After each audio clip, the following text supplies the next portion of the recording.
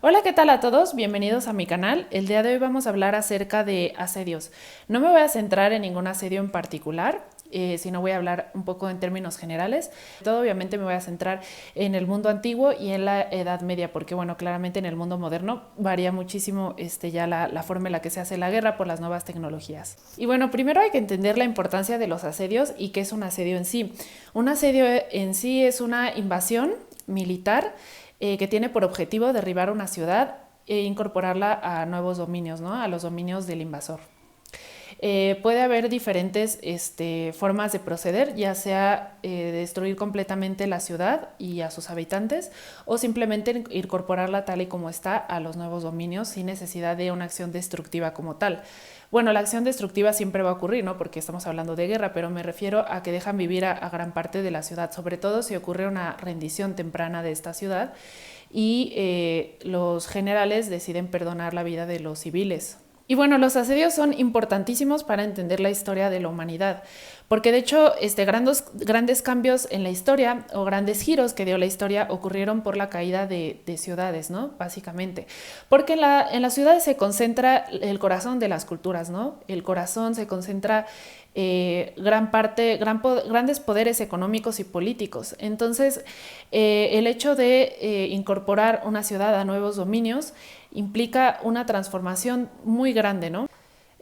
Por ejemplo, un asedio muy importante es la caída de Troya, o más bien muy conocido, ¿no?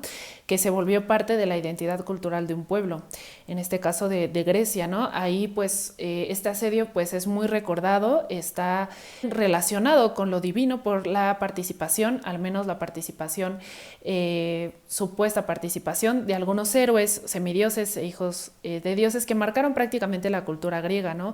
Pero otro asedio muy importante que ocurrió muchísimo después en la historia fue la caída de Constantinopla, y de hecho es tan importante, ¿no? Este evento, que justamente también es una acción militar importantísima, fue lo que cambió, lo que inaugura la Edad Moderna como la conocemos, o el Renacimiento. Y bueno, desde la antigüedad las ciudades estaban protegidas por grandes defensas. En este caso podían ser murallas, torres de vigilancia, y estaban ubicadas en lugares bastante inaccesibles, justamente porque desde la antigüedad siempre ha habido asaltos a las ciudades. Es algo sumamente común porque en las ciudades se concentraba la riqueza de toda una población. Estos asaltos podían ser de un estado a otro, podrían simplemente ser asaltos de gente que simplemente quería ir a robar las ciudades, como en las famosas incursiones de los pueblos del mar, o de gente que no necesariamente obedecía a un poder central, pero simplemente quería apoderarse de los tesoros de las ciudades. El problema es que obviamente construir estas grandes murallas pues implican mucho dinero y muchos recursos, entonces no todas las ciudades tenían el dinero como para amurallarse de manera correcta.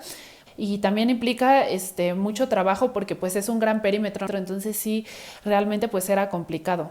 En la construcción de las murallas había que tener dos cosas en consideración. Si tú quieres la muralla bastante alta para que puedas defenderla de torres de asedio, que eran básicamente unas máquinas con ruedas que se hacían de madera y se les ponía cuero sin curtir justamente para evitar que las incendiaran por medio de flechas o algún otro material, que muchas veces las terminaban incendiando de todas maneras. Si tú querías que no te asaltaran con estas torres, pues tus murallas tenían que ser bastante altas. Lo malo es que cuando tú haces unas murallas bastante altas, lo que pasa es que estás sacrificando estabilidad. Sabemos que un edificio entre más bajito sea, pues tiene más estabilidad, y entre más alto, menos.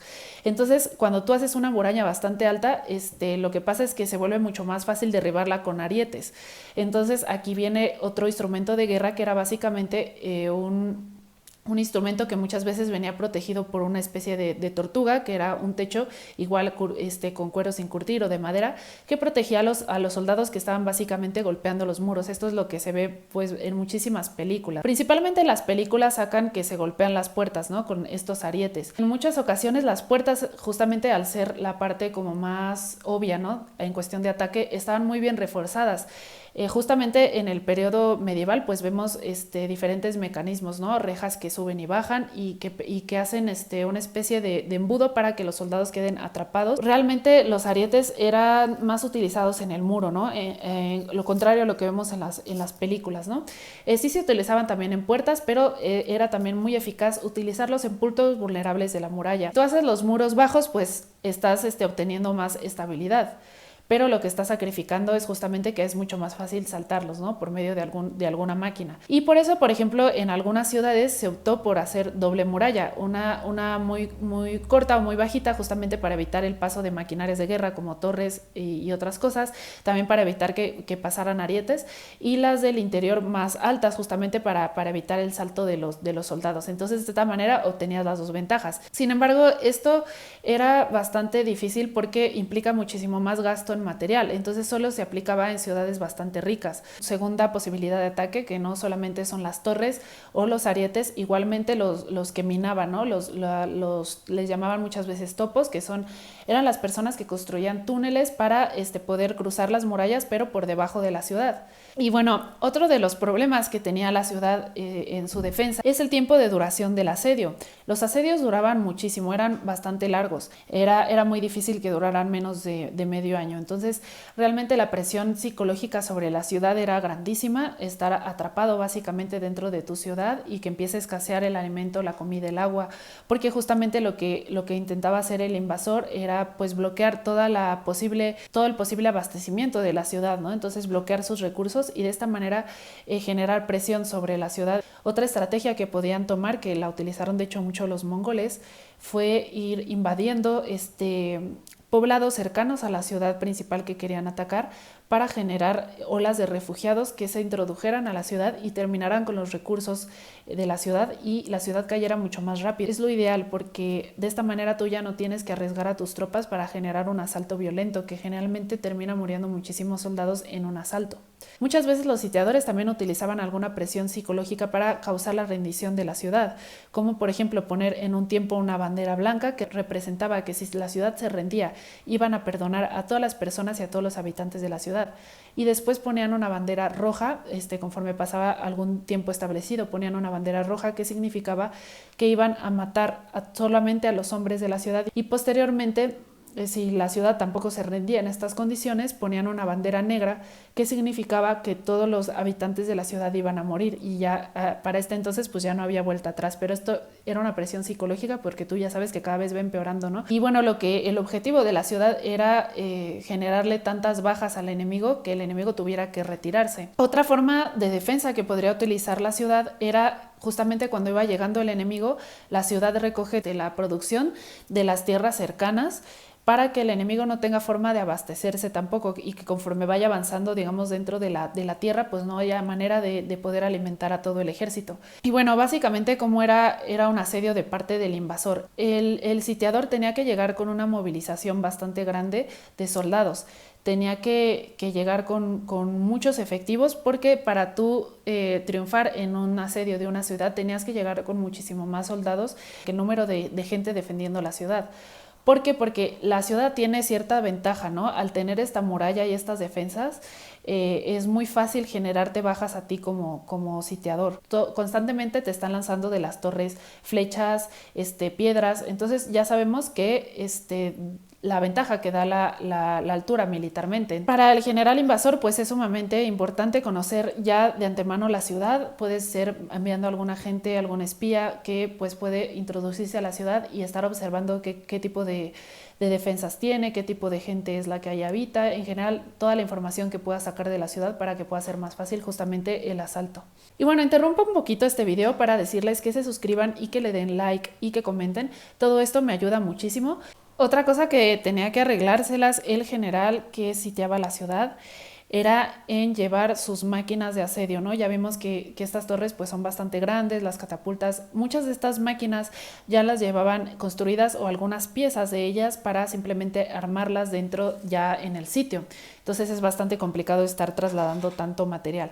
Y todavía si esta ciudad tenía algún tipo de defensa natural o algunas montañas o algo que impidiera justamente el paso de los ejércitos, pues hacía muchísimo más difícil llevar estas máquinas. Dentro de una movilización militar no solamente están los soldados, no solamente están pues los caballos y todos los animales, también iban muchísimos esclavos o sirvientes, y también iban artesanos, mecánicos, todo un gran equipo de gente. Bueno, básicamente cuando llegaba el ejército enemigo al punto de la ciudad, lo cual era difícil porque tendría que ir avanzando por el territorio, pero bueno, ya que llegaba, todo el perímetro queda completamente vigilado.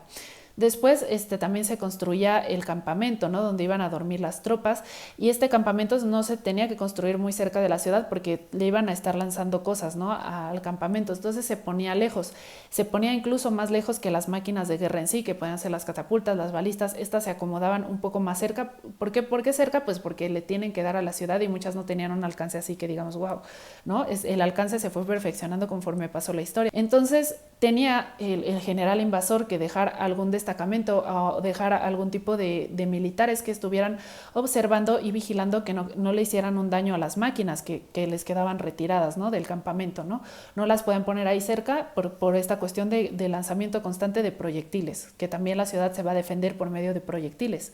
Por eso muchas veces a las mismas máquinas, a las mismas catapultas, también se les construía una zanja o algo que impidiera el paso de algún enemigo y de alguna manera tenerlas protegidas. Y bueno, una de las primeras acciones que tomaba el enemigo, el ejército invasor, era alguna especie de tanteo hacia la ciudad. O sea, enviar a algún grupo de gente para hacer un asalto a la ciudad, ya sea en una puerta, ya sea en una parte del muro, justamente simplemente para observar qué tipo de defensa va a ser la ciudad, ¿no? O sea, es como una especie de juego en el que vamos a ver si la ciudad realmente se va a defender y de qué manera, para tenerlo en consideración el resto de la campaña. Muchas veces estos primeros asaltos que tenía el invasor hacia la ciudad pues terminaban fracasando porque pues eran básicamente pues un poco tantear el terreno, tantear las posibilidades de la ciudad y la forma en la que la ciudad se defendía. Los asedios eran brutales, eran una cosa sumamente terrible porque incluso más feo que una batalla campal. El asedio es bastante cruel porque implica ya meter civiles y gente inocente básicamente.